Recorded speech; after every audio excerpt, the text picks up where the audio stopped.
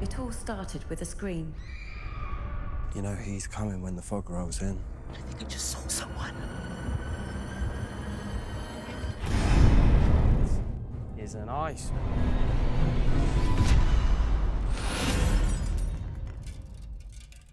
It's Popeye. He's back.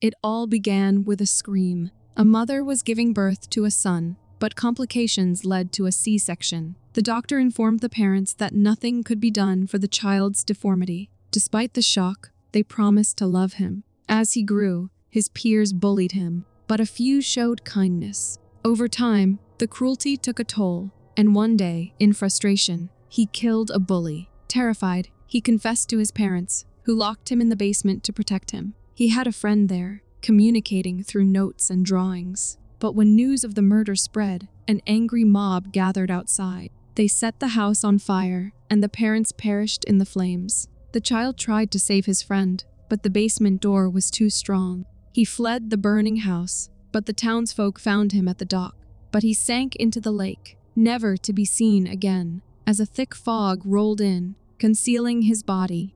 Next, we see Mia sitting by the lake, lost in thought, when her friend Cherry suddenly startles her. Alan approaches, saying he doesn't want any play acting while they're around, and Cherry agrees, stressing the fate of their channel is at stake. She then says she has some great ideas to improve things, and when he asks how, Cherry responds that it's a surprise, and then starts kissing him. Mia interrupts, saying she has a bad feeling, and Alan says she always has a bad feeling. But when Mia points toward the fog, Alan, shocked, asks if she got it on footage. Cherry questions why, saying it's just fog, to which Alan replies, "You know he comes when the fog rolls in." He explains that 15 years ago, a little boy they called Popeye drowned in this lake, and says they will film more of the lake when the fog comes further in. As night falls, they begin filming, and Alan greets his viewers on the Haunted Houses of Evil, a series that explores the homes of murderers. He shares the legend of Johnny, nicknamed Popeye, who strangled a schoolmate so violently that the victim's eyes popped out. Cherry adds that the townspeople burned the house down with Popeye inside, and Alan explains that, despite its grim past, the house was recently bought and is being renovated. Cherry notes that the current owner is uncertain about the house's future, as many people have gone missing in the area.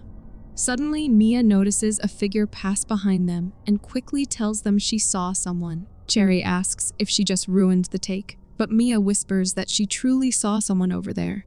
They visit the house, and Cherry suggests starting in the basement, which Alan agrees to, but Mia proposes staying upstairs to capture sound while they go down for footage. Cherry retorts that's not what they're paying her for, but Alan likes the idea and tells Mia to grab some sound.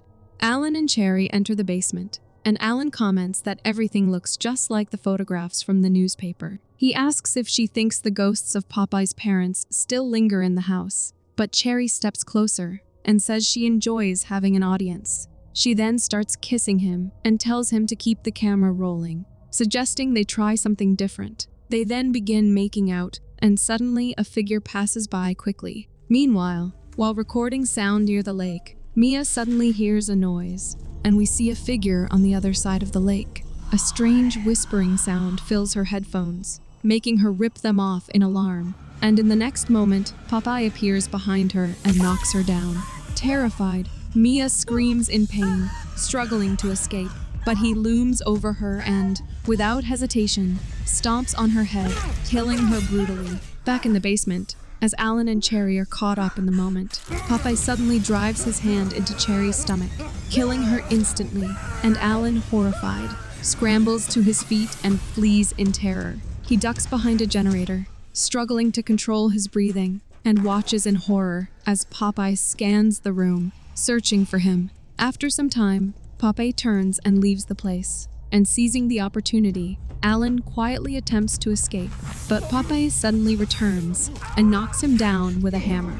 Alan struggles as Popeye attempts to strangle him, but he grabs the hammer and strikes Popeye in the head, momentarily breaking free. With great effort, he drags himself toward the stairs, only to see Popeye coming after him. He begins climbing, but his broken leg slows him down. Popeye catches up, grabs his head, and squeezes with inhuman strength, causing Alan's eyes to burst from their sockets before he finally dies. Just then, a note slips out from under the door, welcoming Popeye back. After this, we see George trying to convince Laura to sell the Popeye house, which was left to her by a history teacher who had worked with her before passing away. Laura insists they are not selling it, and just then, their daughter Tara arrives. They stand up and hug her, and Laura mentions that her friend has been waiting outside for a long time. After this, Tara meets her other friends and thanks them for their help, saying it truly means the world to her. Nick asks if the house is haunted, to which she replies that there have been many theories circulating online about what happened. However, one recurring story is that he drowned in the lake, so they're staying far away from it. Nick mentions that he only knew the house burned down a few years ago, and asks if they plan to tear down whatever remains and rebuild it, to which Dylan clarifies that the house has already been rebuilt. Max questions who would have done that, and Tara says she thinks it was the fans of the legend that rebuilt it. Regardless, in the coming days, they plan to turn Popeye's house into a haunted house attraction. On their way to Popeye's house, they accidentally hit a man, and when he asks where they are heading in a hurry, Tara mentions her parents own the Popeye's house. The man asks if they're seriously going there, warning them about the rumors, to which Skye dismisses it as campfire stories. But the man sternly warns them not to go near the house and to stay out of the fog, as it's lethal. Meanwhile, the others arrive at the house, and Kathy notes that there's no signal. The others then also arrive there, and when Nick asks why the house is clean, Tara explains that she and her dad have been coming here once a month to clean up and discuss ideas for the place. Suddenly, a scream pierces the air, and they rush to the back of the house, finding Kathy standing by the hot tub. Meanwhile, Popeye steps out of his boat, sensing the presence of the group at the house. Later, as Tara works, Dylan notices and asks how she gets a signal out here, to which she explains that certain spots in the area have reception, and this cabin happens to be one of them. Before Dylan can respond, Tara shows him the forecast, revealing thick fog from sunset to sunrise, which wasn't expected. Dylan says they can handle it, but Tara explains it will shorten the days, meaning she'll need to push everyone to work harder. Meanwhile, the man is fishing at the lake when he suddenly senses someone nearby. Growing uneasy, he stands up and looks around, but before he can react, Popeye attacks, strangling him to death. Back at the house, Tara tells everyone that since the weather has taken a turn, it would be a good idea to get a few hours of work done before the fog rolls in from the lake. However, Kathy and Skye insist they can just do it in the morning. Donna and Dylan try to convince them otherwise, and Nick chimes in, agreeing that it'll be easier if they all pitch in now. Meanwhile, George is still trying to convince Laura to sell the house when they are interrupted by Dylan's mother, Jane, who urgently tells Laura he's back. Concerned, Laura steps outside, and Jane hands her a newspaper with the headline, 3 Dead in the Popeye House. Jane anxiously asks if she knows where the kids are, but Laura tells her that George is home, and they'll talk about it tomorrow.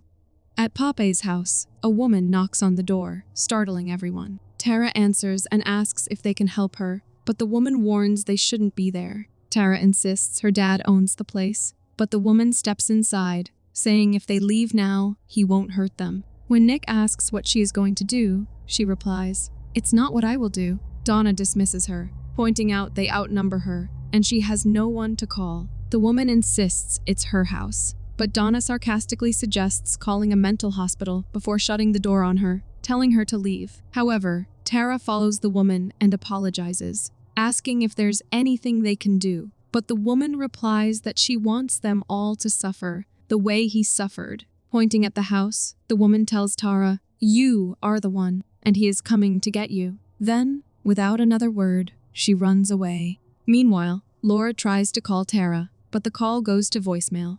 Back at Papa's house, Skye and Nick are getting intimate when she suddenly tells him to break up with Donna. Shocked, he pushes her back, but she insists she's done hiding their relationship. Nick teases that the risk makes it exciting, but Skye pulls away, saying maybe she wants to get caught. As she gets up, he grabs her, asking what she's doing, to which she warns that if he doesn't tell Donna, she will. Frustrated, Nick snaps, shoving her back and declaring it's over, saying he never wants to see her again. Climbing out of the tub, he says, "Way to ruin the mood," before leaving.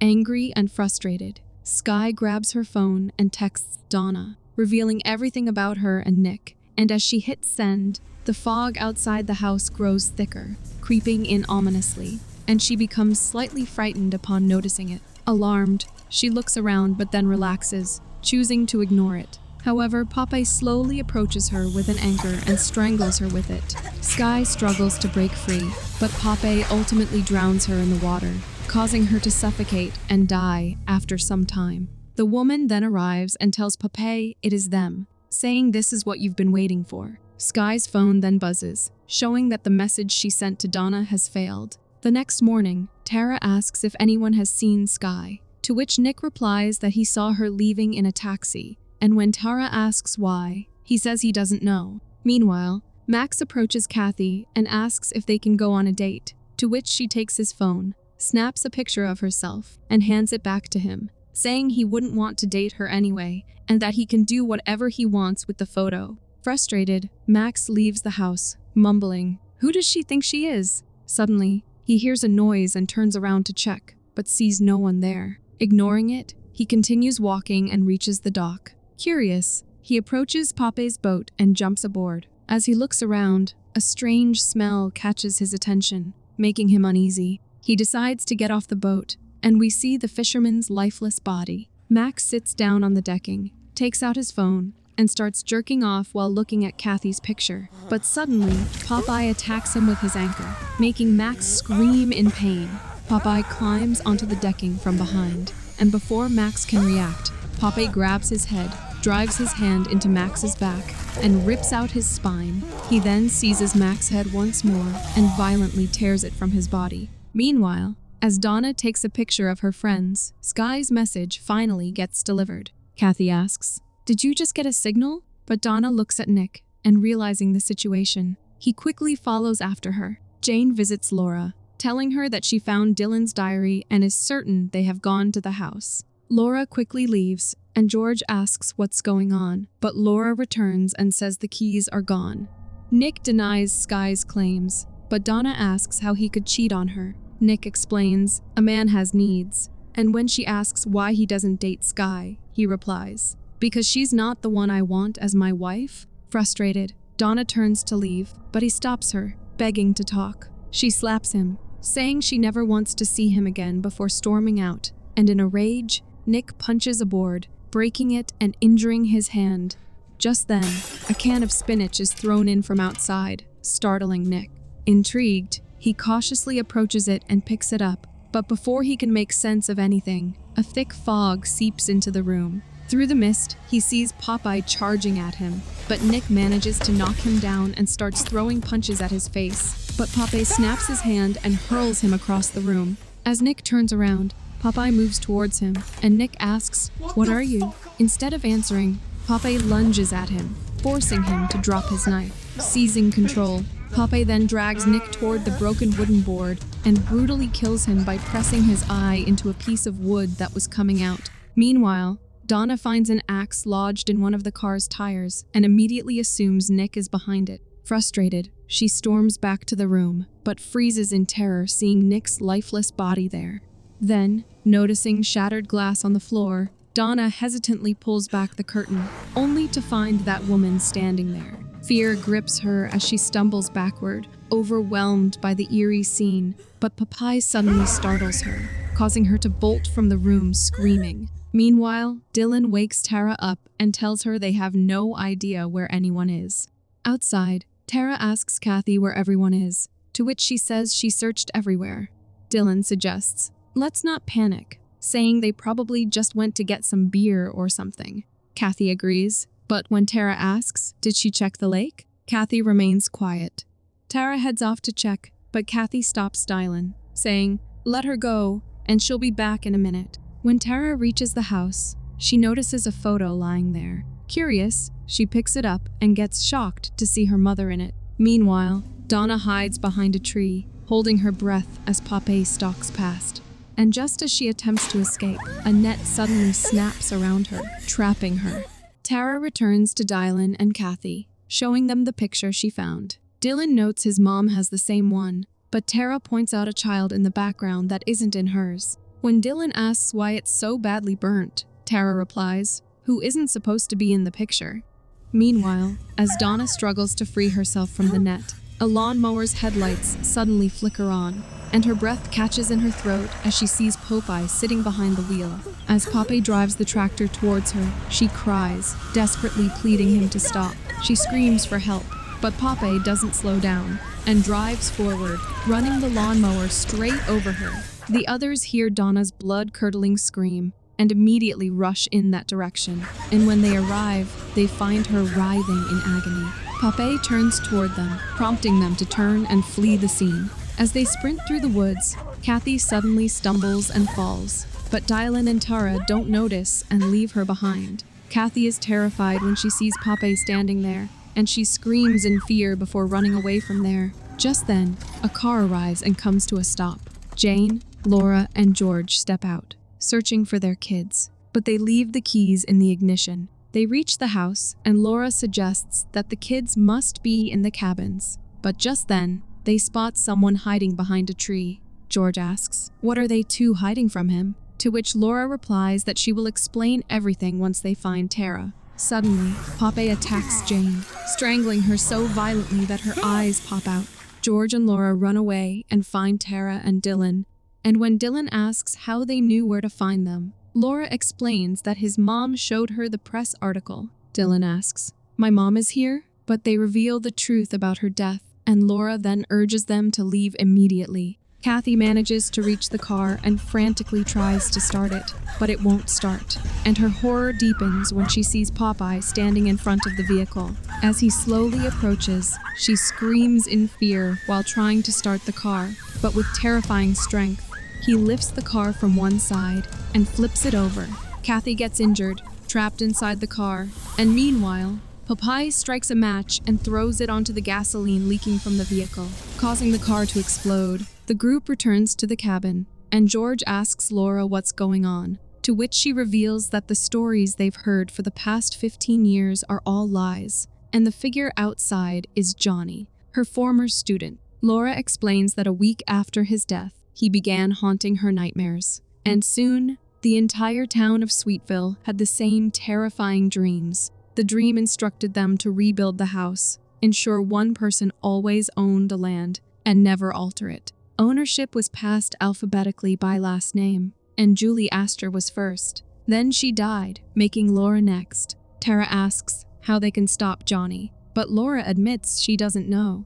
Regretfully, she says, "If only I hadn't gone to that house with them, but when I saw you through the window, I had to act." Tara asks what she means, and Laura explains Johnny was bullied at school, and she urged the kids to include him in their games, but only Tara tried helping him. Fearing for her safety, Laura joined the village parents to eliminate the threat, and they killed Johnny. Suddenly, the woman appears at the window, startling them. She enters the cabin, stabbing Laura and then George when he tries to stop her. She then warns Tara not to move, saying she knows Johnny won't hurt her, because she's like her. When Tara asks who she is, the woman introduces herself as Olive, Johnny's sister. She explains that she was locked in the basement, forgotten by their parents, but Johnny would sneak down to feed her. She hated seeing him upset and couldn't save him that day. Now, Johnny's soul roams the Sweetville woods, haunting the dreams of those who destroyed his life until they restore his home.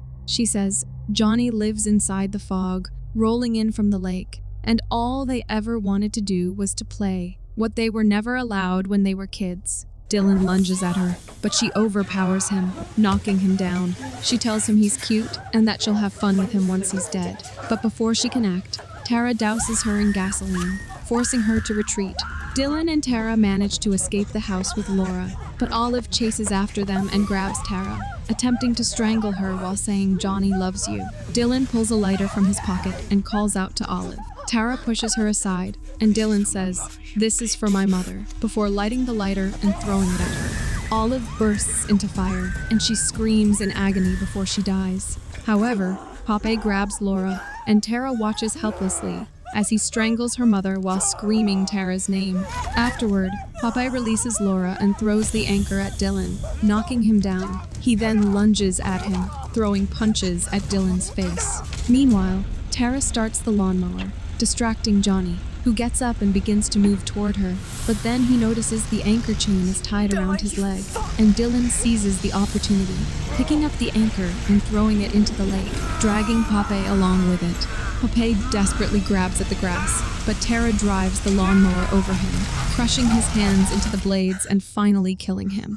As Dylan and Tara are leaving, Tara throws the keys to the house into the lake. However, to their horror, the keys fall right back in front of them. Suddenly, Popeye attacks Tara, and the movie ends here. Thanks for watching. If you enjoyed the chills, hit that like button, subscribe, and turn on notifications so you never miss a scare. Until next time, stay spooky.